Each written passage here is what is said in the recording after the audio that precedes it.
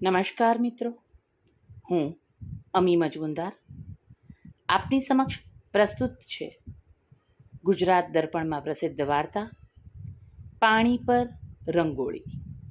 સૌજન્ય શ્રી સુભાષ શાહ, કલ્પેશ શાહ. આલેખન Rajul Kaushik, Boston, USA. Video સંકલન કૌશિક શાહ. તો ચાલો મિત્રો સાંભળીએ વાર્તા પાણી પર રંગોળી. ઈશાન, આજકાલ પપ્પાની પ્રકૃતિ જ બદલાઈ ગઈ હોય એવું તને નથી લાગતું? અન્વીએ જરા દબાતા અવાજે પતિને સવાલ કર્યો. આ સવાલમાં ફરિયાદ નહીં, ચિંતા હતી. અન્વીના પપ્પાનું અવસાન થયું ત્યારે એ માત્ર 7 વર્ષની હતી. મમ્મીએ અન્વીના ઉછેરમાં કોઈ કમી નહોતી છોડી, પણ પપ્પાની કમી ક્યાંથી પૂરી થાય? જોકે અન્વી ભારે નસીબદાર. ઈશાન સાથે લગ્ન પછી પપ્પાની કમી એ પૂરાઈ. ઈશાનના મમ્મી ઉષાબેનનો સ્વભાવ સાવ નરમ. પપ્પાની પ્રકૃતિ થોડી તેજ. પણ અન્વીએ ઘરમાં પગ મૂક્યો ને અનંતરાય થોડા કૂણા પડ્યા. જાણે ધમધોકતા તાપમાં નદી સાગરના પાણીની બાષ્પ ઠરીને આબમાં વાદળ બંધાયા. અન્વીની હાજરીથી, એની શાંત પ્રકૃતિથી અનંતરાયની શક્તિમાં ભીનાશ ફળી. પછી તો એ બંધાયેલા વાદળોએ અન્વી પર સ્નેહની અનરાધાર વર્ષા કરી. મ્યુનિસિપલ કોર્પોરેશનના ઓફિસરનો હોદ્દો પ્રમાણિકપણે સંભાળ્યા પછી અનંત ઉદ્દેશીની નિવૃત્તિનો સમય નજીક આવતો હતો. એમ ઘરમાં સૌનો ઉચાટ વધતો હતો. સતત અને સખત કાર્યરત રહ્યા પછી નિવૃત્તિનો ખાલીપો જીરવો એમના માટે કપરો હશે, એ સૌ સમજતા હતા. નિવૃત્તિ તો સૌના જીવનમાં એક સમય આવે જ છે. એકલા ચાલવું આમ તો અઘરું નથી, પણ કોઈની સાથે ચાલ્યા પછી એકલા ફરવું એ અઘરું છે. આજ સુધી અનંતરાય સૌને લઈને, સૌને સાથે ચાલ્યા હતા. કોર્પોરેશનમાં માન હતું. ઓફિસમાં કામ કરતી વ્યક્તિઓ એમની સાથે વાત કરે ત્યારે પોતાનો હોદ્દાનો ભાર ન નડે એટલા સભાન રહેતા. એ અનંતરાયનો ઓફિસમાં આજે છેલ્લો દિવસ હતો. સૌએ વ્યથિત હૃદયે વિદાય આપી. અનંતરાયની વિદાય વસમી હતી, પણ ઘરમાં અત્યંત આનંદભર્યો આવકાર હતો. અન્વીએ પપ્પાની સાંજ સાચવી લીધી. વેલકમ બેક પપ્પા કહીને મસ્ત મજાના બુકેથી આવકાર્યા. કેન્ડલ લાઇટ ડિનરથી શરૂ થયેલી સાંજ પપ્પાને ગમતા આપકી અદાલત શો સાથે પૂરી થઈ. ત્યારે અનંતરાયે વિચાર્યું, પરિવારની સાથે રહીને વળી એકલતા કેવી? અને નિવૃત્ત કોણ નથી થતું? ચાલો નવી સફર શરૂ. આજ સુધી ઉષા સાથે, ઉષા માટે સમય જ ક્યાં ફાળવ્યો હતો? અબ ઉષા રાણી કે હવાલે જીવન સાથીઓ. વાહ પપ્પા, તમે તો કવિતા કરતા થઈ ગયા ને? વાત સાચી છે.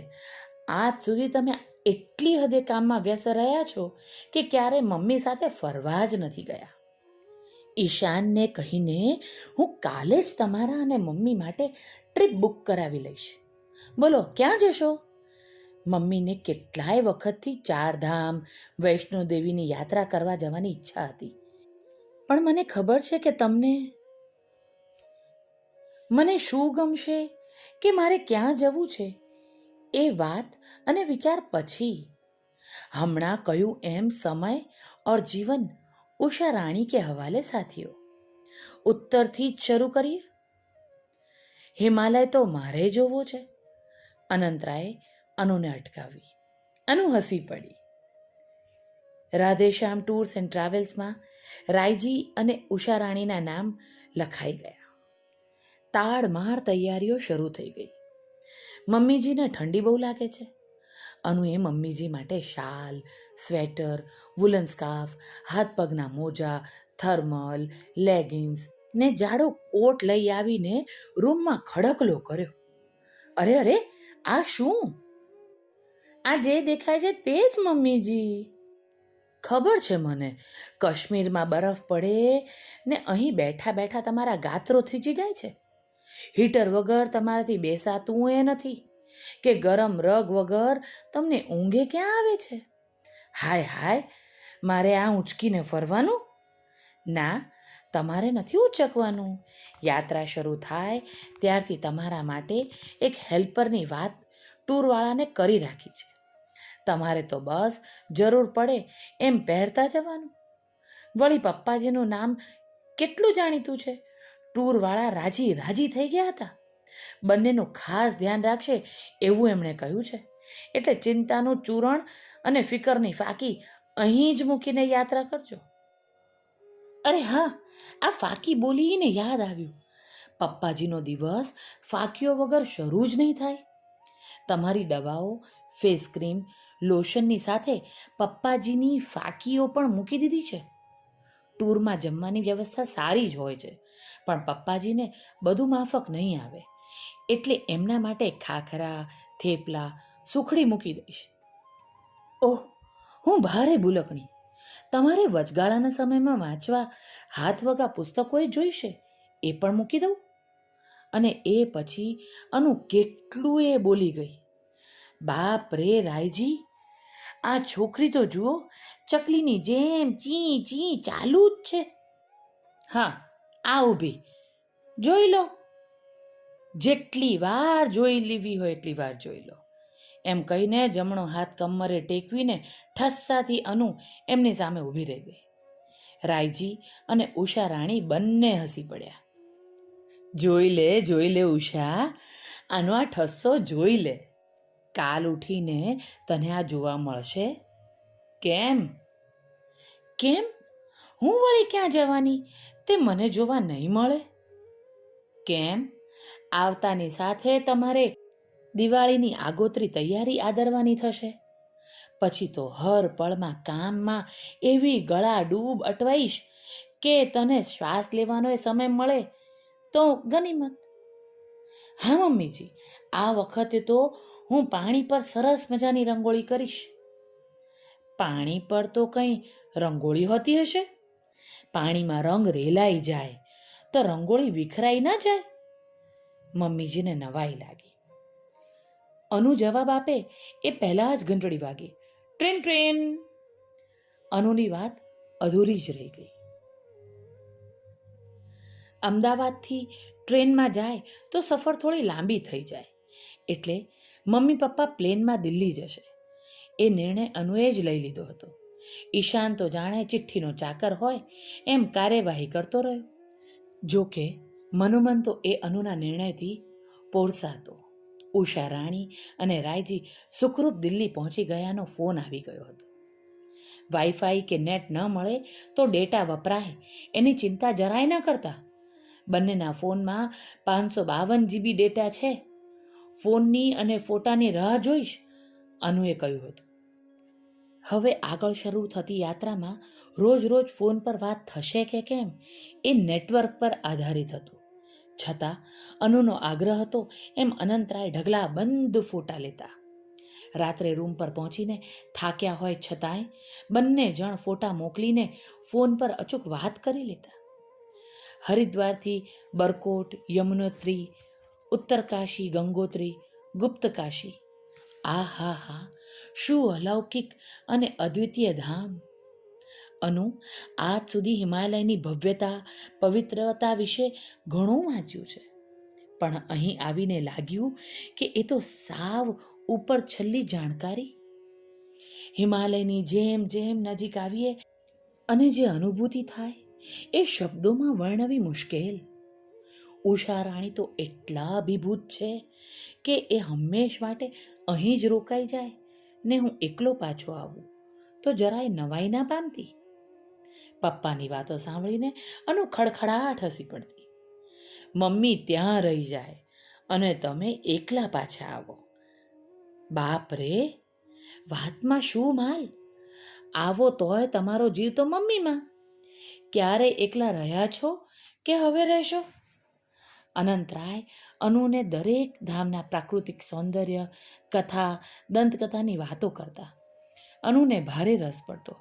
જોજો ને પપ્પા, એકવાર તો હું પણ ઈશાન સાથે 4 ધામ યાત્રા કરીશ.